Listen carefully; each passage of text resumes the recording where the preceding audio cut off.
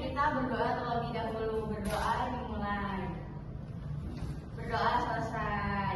Nah, Ibu mau tanya nih, untuk hari ini kehadirannya, apakah semuanya hari ini hadir? Masuk. Oke, hari ini semuanya hadir ya. Alhamdulillah. Nah, di sini ada yang udah tahu kita mau belajar apa? Dilatasi waktu. Iya benar, kita hari ini mau belajar tentang dilatasi waktu. Karena setiap pembelajaran bersama Ibu akan memberikan kuis. Jadi sebelum kita belajar, Ibu mau tes pemahaman kalian tentang materi sebelumnya. Nah, boleh di-scan dulu anak-anak untuk kalian mengikuti tes hari ini. Sudah? Oke. Nah, sebelum kita memulai pembelajaran pada hari ini, kita juga harus tahu dulu nih tujuan pembelajaran kita pada hari ini itu apa saja. Yang pertama, tujuan pembelajaran kita itu melalui analisis fenomena paradoks kembar, peserta didik mampu menjelaskan perbedaan selang waktu antara pengamat yang diam dan yang bergerak berdasarkan konsep dilatasi waktu. Yang kedua, melalui kegiatan simulasi virtual, peserta didik mampu menganalisis hubungan antara kecepatan benda dan dilatasi waktu berdasarkan data hasil pengamatan. Jadi kita hari ini akan melakukan simulasi virtual. Nah, yang ketiga, kita itu akan memvalidasi hasil simulasi dengan perhitungan menggunakan persamaan dilatasi waktu secara tepat. Oke. Nah, Ibu ingin nih salah satu dari kalian ada yang berpendapat mengenai video di depan. Kira-kira siapa yang mau? Ridwan. Boleh mungkin Ibu pilih aja ya. Boleh mungkin Mustafa. Yang kalau kan itu mereka mulai di dalam mobil. Ya. Kalau dari dalam dia geraknya yang udah lurus aja. Tapi kalau misalkan dia dari luar, misal kita lagi dalam terus ada yang menembak bola, itu tuh geraknya dia pasti melengkung gitu. Iya benar. Ada lagi yang mungkin melengkapi dari Mustafa atau dari suku? Ada yang setuju? Sepakat? Sepakat. Oke. Ibu akan menjelaskan ya. Di dalam video ini kita bisa lihat bahwa ada seseorang yang membuang bola keluar dari mobil. Nah, bisa dilihat kalau dari sisi orang yang membuang bola dari dalam mobil, bola itu jatuh ke bawah. Tetapi berdasarkan orang yang melihatnya dari luar, bola tersebut itu memiliki lintasan parabola. Nah, hal tersebut itu mengacu pada kerangka acuan. Kenapa kerangka acuan dalam dilatasi waktu? Karena itu menandakan bahwa apa yang kita lihat itu belum tentu dengan apa yang dilihat oleh orang lain. Nah, untuk ilustrasi yang kedua, ada yang tahu ilustrasi apa ini? Mungkin boleh untuk Anggita dibacakan ilustrasi apa?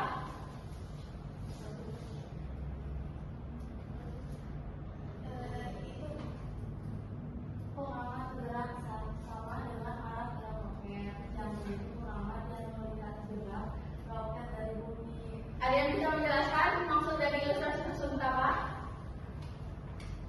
Nggak ada? Oke, jadi Ibu jelasin. Kalau untuk ilustrasi ini adalah untuk yang gambar A, pengamat itu berada di dalam roket, melihat lintasan itu hanya lurus.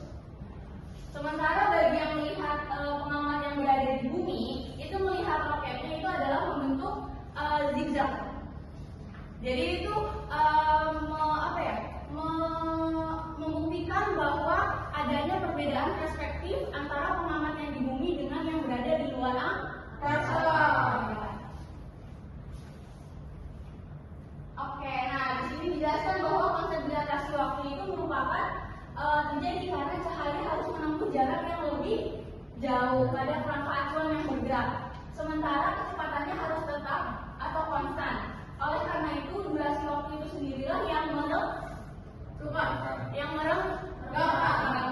atau melambat. Oke, sekarang kita berkelompok dulu ya. Sudah? Kita bagikan dulu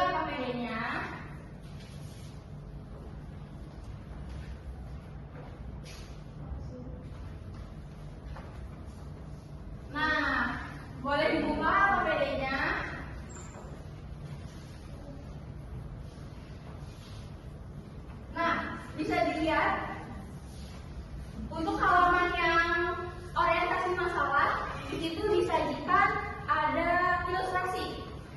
Sudah, nah ini betul.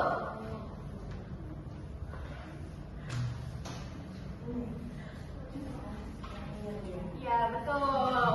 Nah di situ ada ilustrasi apa? Coba dibacain satu orang. Ya boleh. Ya, si A dan si B adalah saudara kembar yang berusia 20 tahun. Si A memutuskan untuk pergi ke sebuah bintang yang jauh menggunakan pesawat luar angkasa dengan kecepatan 0,8. Sementara itu si B tetap tinggal di sini. Setelah menurut si A yang mau perjalanan selama 12 tahun yang kembali ke bumi. Terkejutnya si A melihat si B tampak jauh lebih tua darinya. Oke, nah menurut kalian siapa yang akan lebih tua dan mengapa? Si yang dulu nih, kenapa? Karena kan si yang di belakang itu dia jarak kan, sedangkan kakak itu dia bergerak. Iya betul.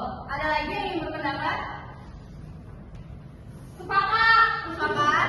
Ya, oke, iya benar. Jadi yang si B itu akan lebih tua karena karena si B ini melintasi kecepatan yang lebih cepat, sehingga waktunya harus lebih molor, benar.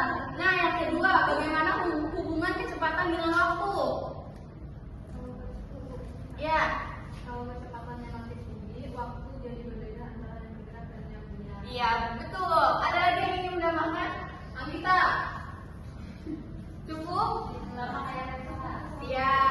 Jadi benar ya anak-anak, kalau kecepatannya makin tinggi, waktunya itu jadi berbeda antara yang bergerak dan yang diam.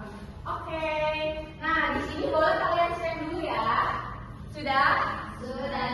Oke. Nah, di sini kita akan melakukan validasi nih. Benar nggak sih kira-kira adanya perbedaan antara si pengamat dan yang berada di luar angkasa? Oh ya, sebelumnya di sini mungkin boleh kita tonton terlebih dahulu kali ya. Ya. Oh. Siapa dulu? Siapa kira-kira?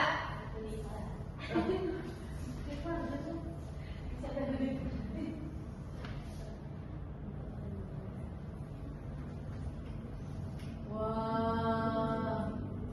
Nah, sebelum Ibu nanya tentang apa sih makna dari ilustrasi ini, Ibu mau tahu nih variabel-variabel di dalam simulasi ini. Ada yang bisa menjelaskan?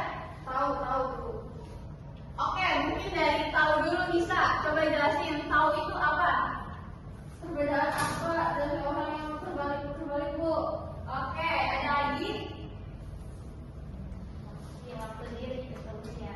Ya, benar ya anak-anak. Tahu di sini itu merupakan waktu yang dimiliki dari si observer 1 dan observer 2. Dimana kalau dalam dilatasi waktu, tahu ini merupakan waktu perspektif. Jadi bisa berubah menyesuaikan antara situasi antara pengamat yang berada di bumi dan pengamat yang berada di luar angkasa. Oke, selanjutnya sebenarnya Ibu mau nanya nih, observer 3 ini sebenarnya apa sih? Observer 3 itu observer 2 yang kembali ke bumi. Betul. Ada lagi yang ingin menambahkan? Cukup? Sepakat? Oke.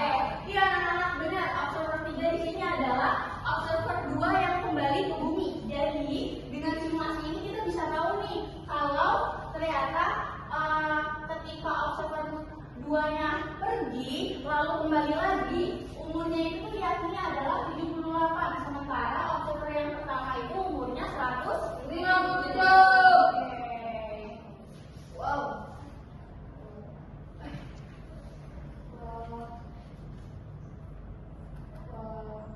Nah, kita udah simulasi nih. Sekarang buka LKPD-nya.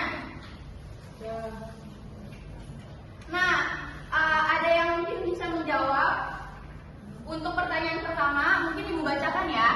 Berdasarkan hasil simulasi, siapa yang mengalami pertambahan waktu lebih besar antara pengamat di bumi dan di pesawat? Jelaskan alasan berdasarkan konsep dilatasi waktu. Mungkin boleh untuk Rizky.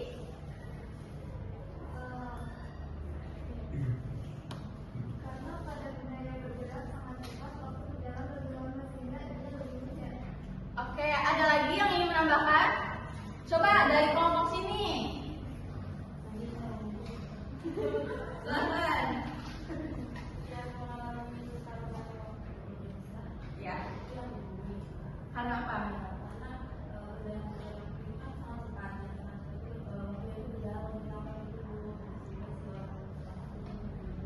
Iya benar. Jadi karena ketika seseorang itu melintasi dengan kecepatan cahaya, maka salah satunya itu harus mengalah. Di mana yang mengalah adalah waktu. Makanya yang lebih pertambahan waktu lebih besar itu yang berada di bumi, benar. Yang kedua, bandingkan hasil waktu yang diperoleh dari simulasi hasil perhitungan teori menggunakan rumus dilatasi waktu.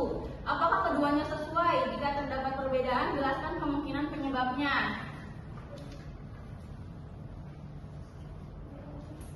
Mungkin boleh, Bella?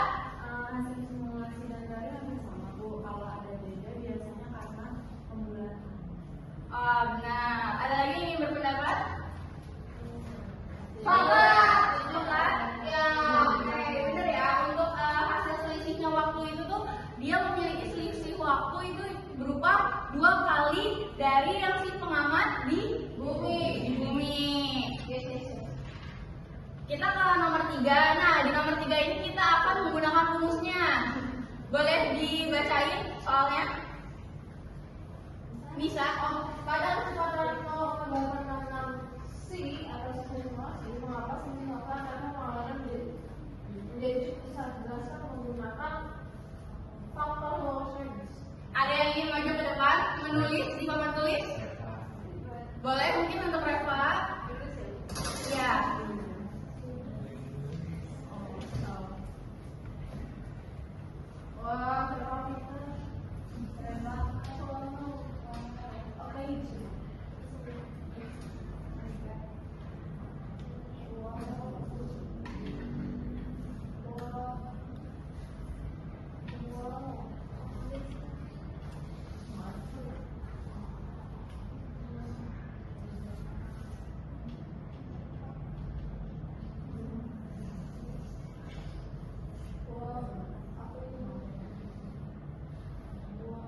Oke, terima kasih untuk Reva. Nah, sekarang kita boleh dong, Ibu mau ada yang bacain kesimpulan untuk simulasinya? Boleh, ada yang dibaca? Oke, boleh Aisyah dibacakan. Jadi kesimpulannya, waktu itu tidak bersifat mutlak. Pada benda yang bergerak sama cepat, waktu akan lebih lambat sehingga yang bergerak akan lebih mudah. Oke, nah. Oke, kita udah sampai di kesimpulannya nih. Jadi kesimpulan pada pembelajaran hari ini, melalui analisis fenomena paradoks tunggal, peserta didik mampu menjelaskan perbedaan setelah waktu. Bisa menjelaskan atau tidak? Bisa. Oke, melalui kegiatan simulasi virtual, peserta didik mampu menganalisis hubungan antara kecepatan benda dan dilatasi waktu berdasarkan data hasil pengamatan. Bisa? Sudah? Oke. Yang terakhir, peserta didik mampu memvalidasi hasil simulasi dengan perhitungan persamaan dilatasi waktu. Apakah sudah? Sudah. Oke.